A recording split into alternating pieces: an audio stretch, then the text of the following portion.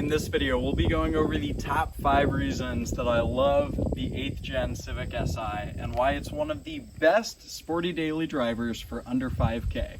So let's get right into it. Here is my 8th gen Si, pretty sweet car, and these can be had all day these days for $5,000 or less if you're looking well. Some are priced a little bit higher, especially if they're modified or low mileage.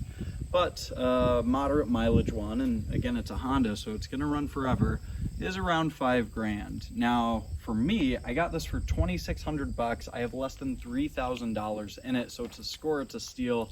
It was an awesome deal. And if you're interested in learning how to find good deals, how to negotiate like a pro, and everything that you need to know in order to make money on vehicles and drive them for free, then there's a link down below.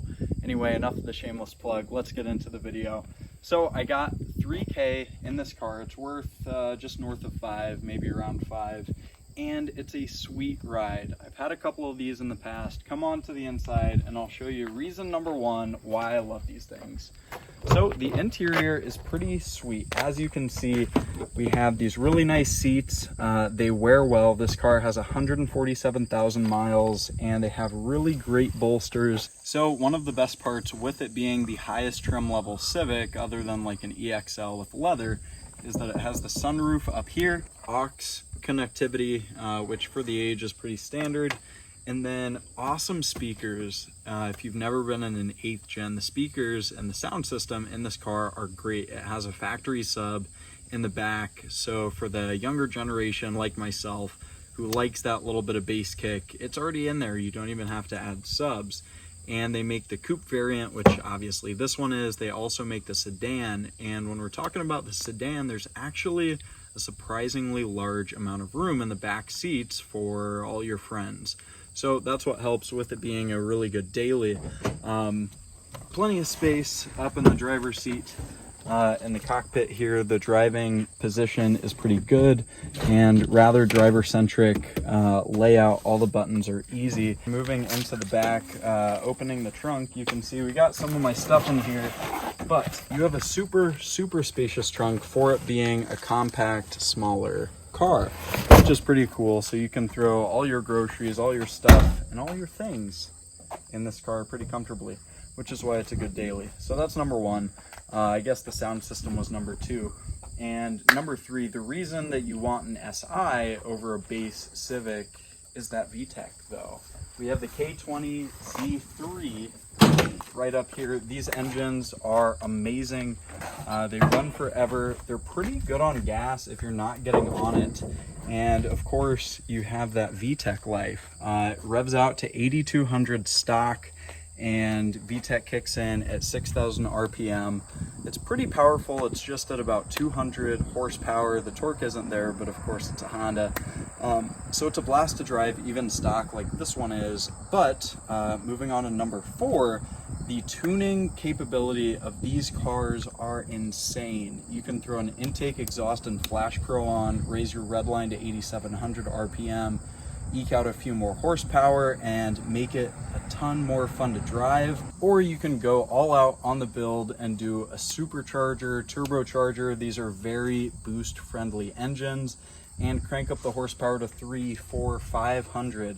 People love dropping these in all sorts of different things, and they make great power, pretty reliable. And of course, it's a Honda in terms of reliability, in terms of maintenance cost, in terms of ownership, and all of those different variables. It's really easy to work on. It's a little bit tight in the engine bay, but it's not too bad given what it is. And number 5, one of my favorite things, and talking about one of my dream builds here shortly, is how stealthy these are. It's just a Civic, like, keep that in mind. So if you have stock wheels on it and you have a not crazy color, they make like this off gray one, I'll throw it on the screen right here. If you have one of these stealthier colors, or the sedan especially, they're pretty inconspicuous, meaning you may be able to go in slight excess of the speed limit, if you know what I mean.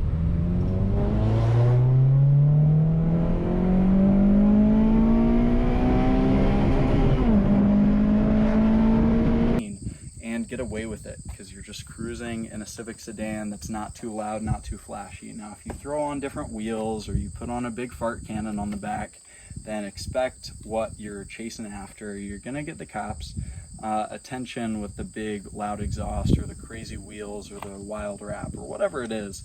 But otherwise, these are very inconspicuous vehicles.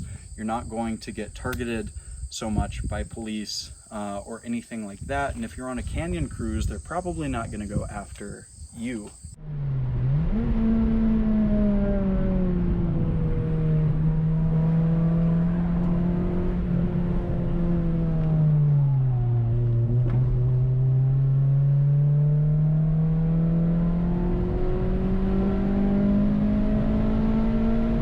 In this car.